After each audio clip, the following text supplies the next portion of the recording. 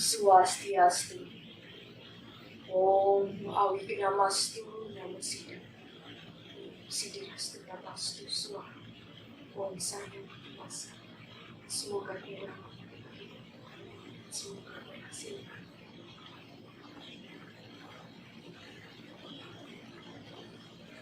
Umat sedharma yang budiman dimanapun Anda berada, puja-puji patutlah kita aturkan kehadapan Ida Sang Yang Widi-Wasa, karena hingga detik ini kita semua masih dapat berkarma dan berbakti.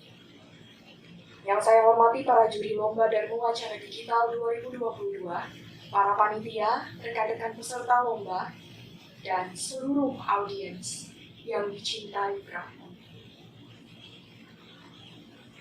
Umat sedharma yang berbahagia, bagaimana kabarnya hari ini? Bagaimana kabarnya setelah berhasil melewati masa PSBB dan PPKM pandemi virus COVID-19? Walau belum bebas 100% karena ya kita harus tetap waspada ya, tetapi astungkar, keadaan kita sudah jauh lebih terkendali daripada sebelumnya.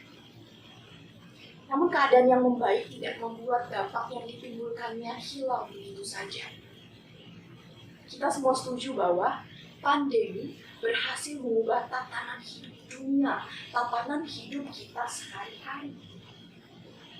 Dibatasi layar benda jenis seperti laptop, ponsel, PC, dan secara tidak sadar ternyata kita mengokohkan peran mereka, peran dunia baru semenjak corona menyerang. Ada yang tidak kenal dengan dunia yang akrab disapa dunia maya. Mahasiswa susah tanpa wifi di tempat tinggalnya. Dosen susah tanpa mahasiswa yang menghidupkan kameranya di Zoom meeting. Namun, pernahkah kita merasa susah tanpa susila di dunia maya? Umat sedharma yang dikasihi Brahma, susila adalah kerangka dasar Hindu Dharma kita setelah Papua. Kekuatan relasi seseorang dengan lingkungan sekitar tercermin dari seberapa kuat sendi-sendi kesusilaan yang dimilikinya. Simpati dan karma baik yang silih berganti dapat menjadi acuan. Sudah sampai sejauh mana kadar budi pekerti kita selama ini? Kata susila terdiri dari dua suku kata, yakni su dan sila. Su berarti baik, indah, harmonis. Sedangkan sila berarti perilaku dan tata laku. Jadi susila adalah tingkah laku manusia yang baik, yang terpancar sebagai cermin objektif kaumnya dalam mengadakan hubungan dengan lingkungannya.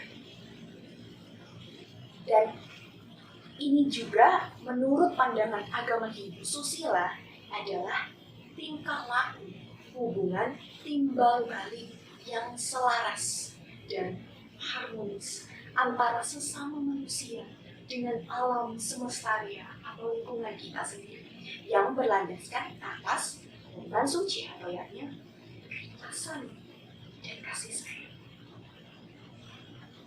Umat sedharma yang dicintai Brahma, Bapak Menteri Pendidikan dan Kebudayaan Mendikbud kita, Bapak Nadiem Anwar Makarim, menjelaskan bahwa ada 4 prioritas yang akan dilakukan oleh pihaknya terkait pemajuan pendidikan.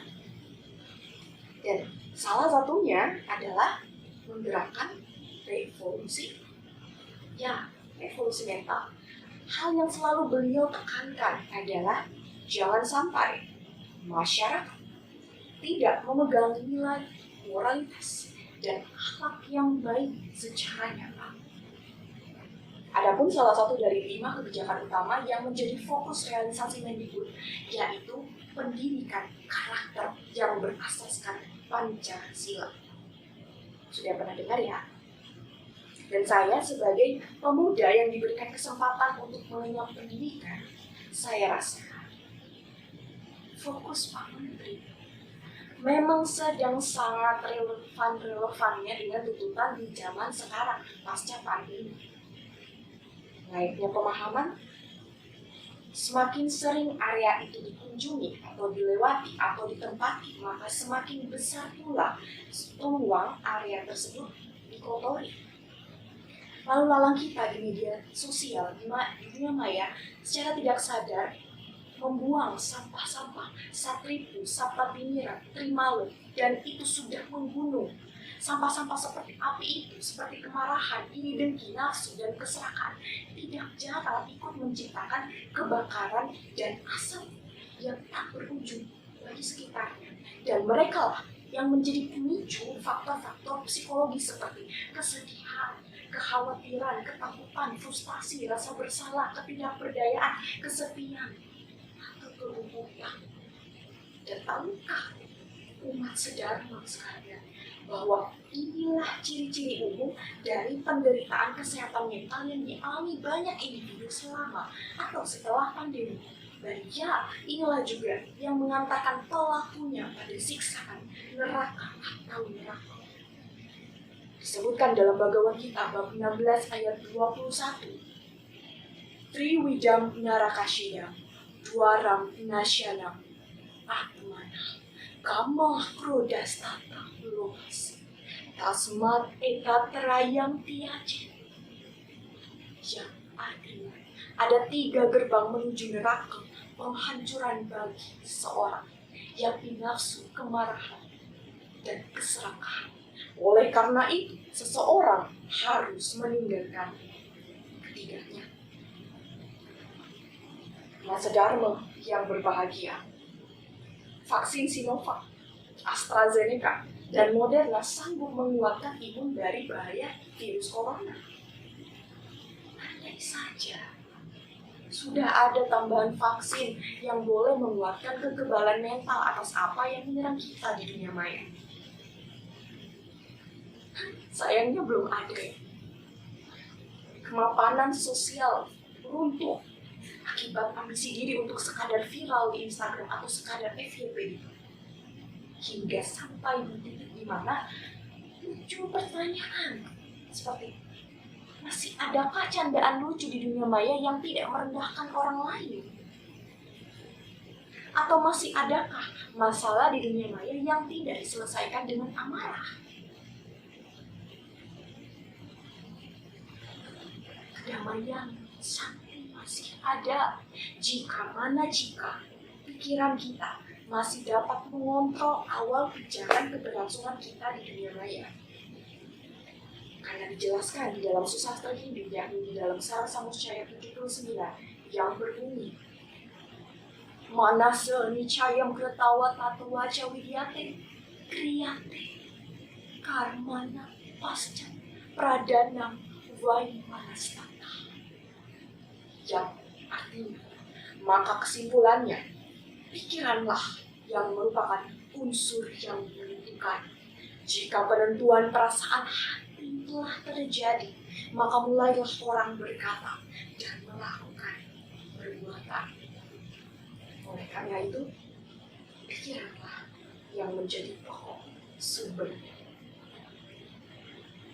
Umat sedharma yang dicintai Brahman, saling sebelum sharing, nikmatnya dunia maya masih dapat kita rasakan apabila semua orang mampu menahan virus ujaran kebencian, amarah, atau hoax, serta melanggengkan ajaran susila di dalamnya.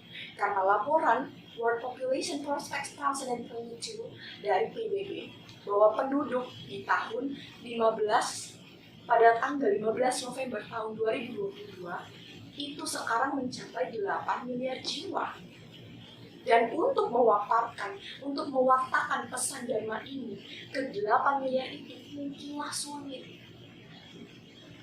Namun, bersediakah saudara-saudari untuk menjadi agen penyebar pesan ini?